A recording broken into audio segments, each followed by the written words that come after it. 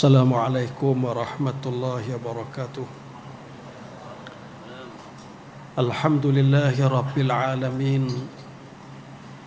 Wassalatu wassalamu ala ashrafil anbiya'i wal mursalin wa ala alihi wa ashabihi wa man tabi'ahum bi ihsanin ila yaumiddin. Amma ba'du. Tuan-tuan muslimin dan muslimat yang dirahmati Allah, pertamanya kita bersyukur hari ini kita dapat tunaikan kewajipan berpuasa. Alhamdulillah. Malam ini kita dapat tunaikan pula salat secara berjamaah dalam usaha kita untuk menyempurnakan malam-malam Ramadan dengan dihidupkan sebagaimana yang dijanjikan oleh Nabi sallallahu alaihi wasallam, man qama ramadhana imanan wa ihtisaban ghufira lahu ma taqaddama min dhanbih. Sesiapa yang bangun menghidupkan malam-malam Ramadan, nescaya Allah Subhanahu wa taala janjikan untuknya keampunan, diampun dosa yang telah lalu, selagi mana pelaksanaan menghidupkan malam-malam itu dengan keimanan dan mengharapkan rahmat kasih sayang Allah Subhanahu wa taala. Tuan-tuan yang dirahmati Allah, saya ingin lahirkan rasa gembira, syukur melihat suasana di Masjid An-Najah kembali sebagaimana biasa. Alhamdulillah, satu nikmat yang sangat besar dari sisi Allah Subhanahu wa taala untuk kita. Dan ini membuktikan betapa pematuhan kepada SOP paling hebat di dalam rumah Allah. Saya sebut baru ni dalam Dewan Negara, satu penghargaan kepada tuan-tuan guru pondok, penghargaan kepada alim ulama, penghargaan kepada imam-imam yang telah memandu, yang memberikan panduan dan memberikan tunjuk ajar bagaimana melaksanakan ibadah ketika kita berada dalam suasana pandemik. Dan kita saksikan tidak ada tempat yang lebih patuh kepada SOP melainkan dalam rumah Allah Subhanahu wa taala. Orang kata jarak, jaraklah kita. Bila diberi ruang untuk kita rapat, alhamdulillah Masjid An-Najah kembali penuh. Tuan-tuan yang dirahmati Allah, malam ini dalam masa yang singkat kita akan berbicara soal keberkatan pada sahur. Nabi sallallahu alaihi wasallam telah bersabda, tasahharu fa inna fis sahuri barakah.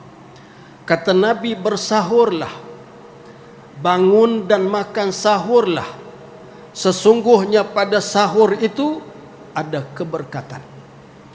Kalimah sahur ada ketika dibaca dengan as-sahur, ada ketika dibaca dengan as-suhur. Dua-dua kalimah ini mempunyai makna dan maksud yang tersendiri.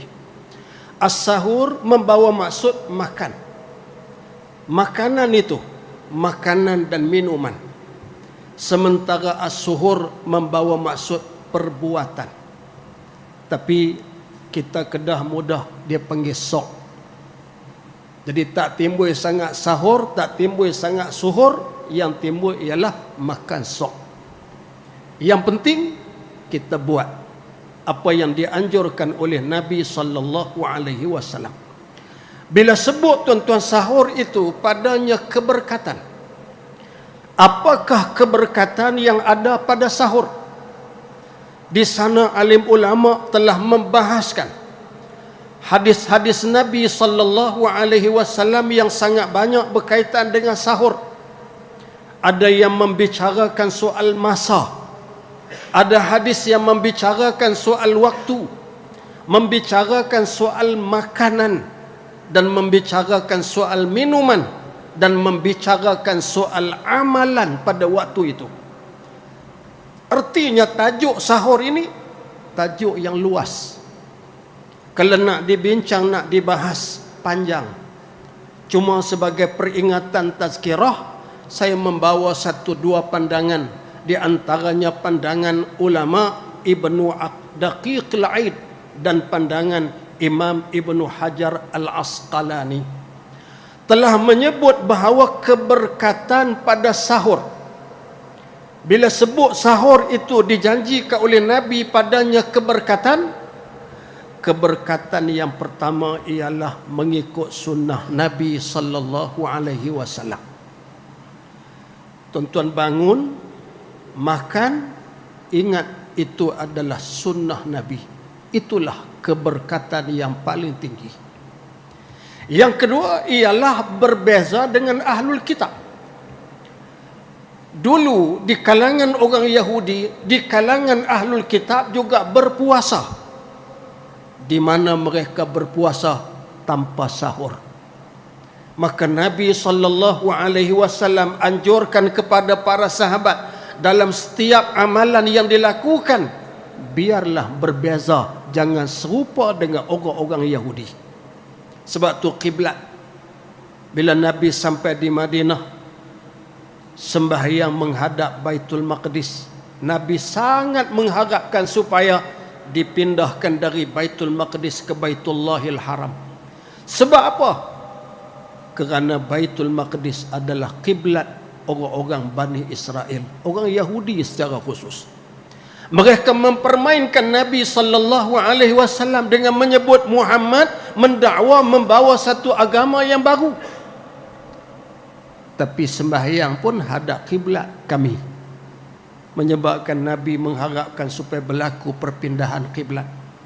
Sampailah Allah Subhanahu wa taala turunkan ayat, fawalli wajhaka syatral masjidil haram, arahkanlah wajahmu menghadap ke arah Masjidil Haram, Baitullahil Haram.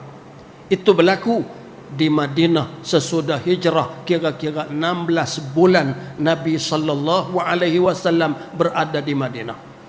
Jadi menunjukkan, kata ulama, Nabi akan mencari apa sahaja perbuatan orang-orang Yahudi. Nabi pasti berusaha untuk mengelak daripada perbuatan Nabi serupa dengan perbuatan Yahudi. Jadi salah satu daripadanya makan sahur. Tuan-tuan, satu, bila kita buat ingat tu sunnah. Yang kedua, bila kita buat itu menyalahi golongan Yahudi dari kalangan Bani Israel. Yang ketiga ialah menambah kekuatan untuk ibadah. Inilah yang disebut oleh Ibnu Daqiq al-Aid, bahawa tuan-tuan, dari sudut duniawinya kalau dilihat, makan sahur ni akan memberi kekuatan pada tubuh. Apa perlu kekuatan pada tubuh? Kekuatan untuk ibadah. Maka muqaddimah untuk melakukan ibadah diperlukan. Kita nak solat ada muqaddimah, kita nak berpuasa ada muqaddimah. Muqaddimahnya itu ialah sahur. Itu adalah permulaan kepada puasa. Yang keempat, menghindarkan tabiat buruk daripada lapar. Sebab manusia bila lapar, kadang-kadang timbul tabiat buruk, sifat-sifat mazmumah kerana lapar. Contohnya sifat mazmumah daripada lapar, pemarah. Ada orang, tuan-tuan, dia tak tahan, bila dia dahaga, dia lapar, dia nak jadi marah, sampai orang pun dia nak makan. Jadi kalau sampai ke peringkat berpuasa, sampai tak boleh silap sikit, sampai tak boleh salah sikit, marahnya luar biasa, jadi kena cek tengok, boleh jadi tak makan suap semalam. Pastikan makan sahur untuk mengelak daripada tabiat buruk, sifat mazmumah terbit daripada diri kita. Kemudian apa lagi? Disebut, tuan-tuan, oleh ulama Ibnu Hajar al-Asqalani bahawa ia akan menjadi sebab untuk menggalakkan sedekah. Kita akan jadi suka bersedekah. Sebab Ramadan kita rebut sedekah untuk orang berbuka, sedekah untuk moral selepas tarawih, dan kita ambil lagi peluang bersedekah untuk orang makan sahur. Jadi ada lagi di luar sana bubuk kanji yang belum selesai, diambil petang tadi, boleh ambil untuk sahur malam ini. Ini tuan-tuan, menganjurkan ruang untuk bersedekah. Kemudian yang kelima, waktu. Bila sebut waktu sahur ini, waktu yang terbaik yang dilakukan oleh Nabi ialah di penghujung malam, bukan tengah malam, bukan di awal malam. Ada orang tuan-tuan dia bersahur di awal malam selepas tarawih. Pasal apa? Esok tak gaduh bangkit lah. Jangan.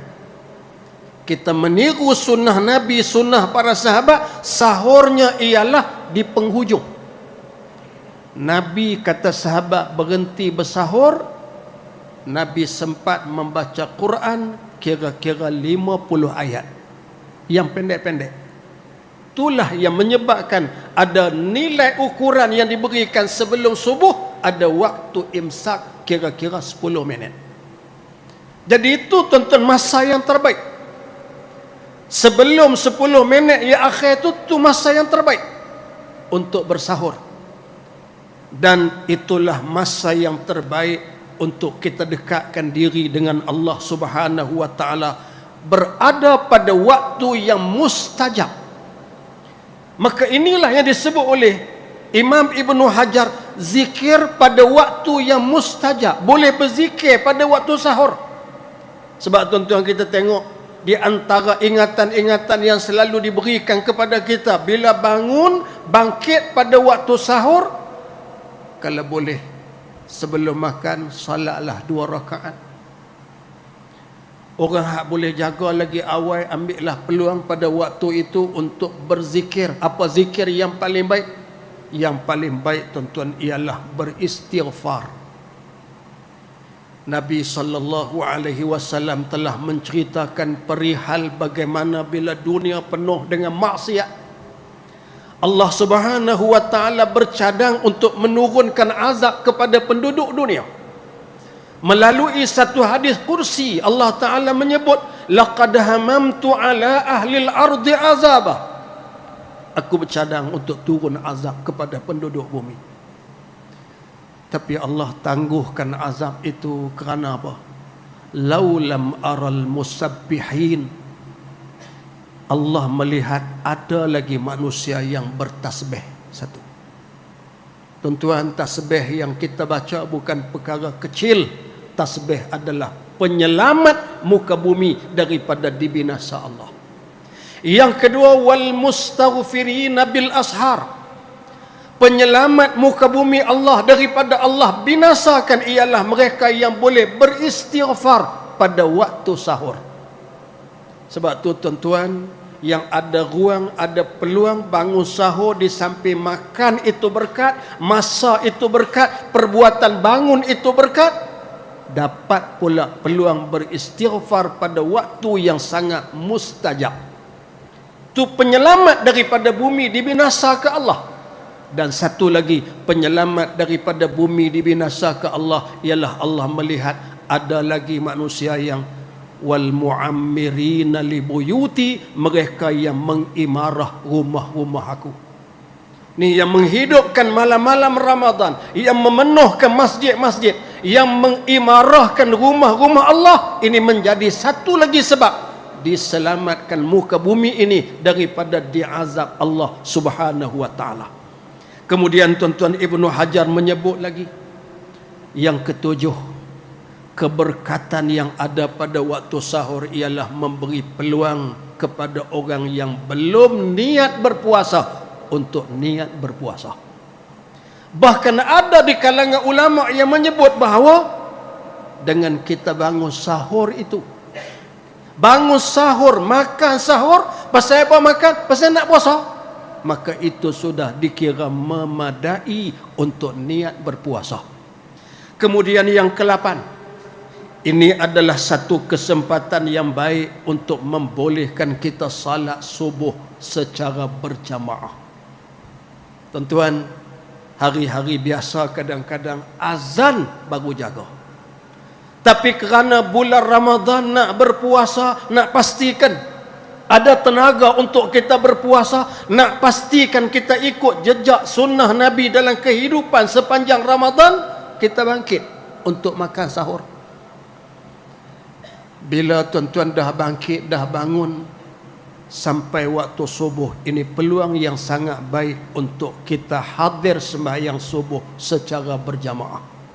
Bayangkan, sepanjang Ramadan dapat 30 pagi.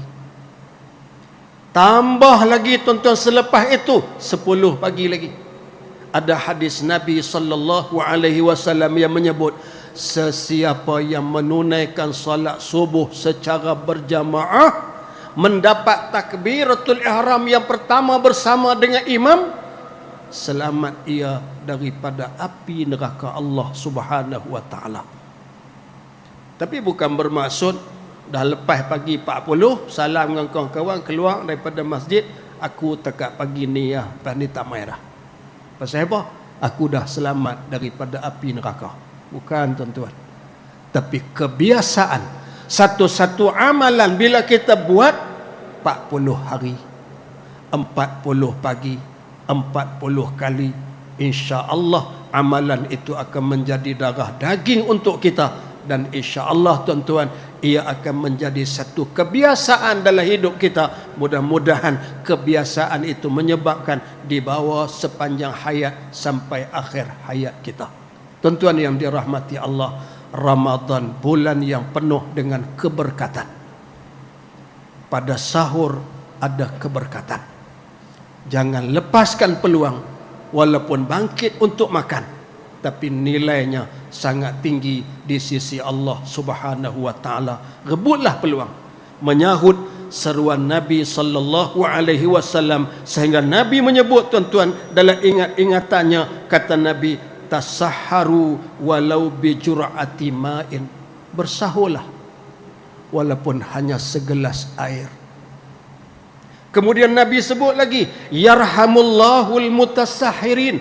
Allah Subhanahu wa taala merahmati orang-orang yang makan, yang bersahur. Dan Nabi sebut lagi, ni'mas sahur, sebaik-baik sahur itu bagi satu orang mukmin ialah at-tamru, makan tamar. Segelas air, 3 biji tamar cukup memadai untuk mendapat kelebihan. Tapi kalau boleh lebih pada tu, silakan. Ada orang tuan-tuan tengah malam pun makan nasi lalu, alhamdulillah, makanlah. Kerana itu peluang yang diberikan Allah, yang dianjurkan Rasul untuk sama-sama kita laksana, sama-sama kita lakukan. Mudah-mudahan kita mendapat keberkatan dari Ramadan dan keberkatan dari sahur yang dianjurkan Nabi. Salah silap minta maaf banyak. Temu lagi dalam lain kesempatan. Assalamualaikum warahmatullahi wabarakatuh.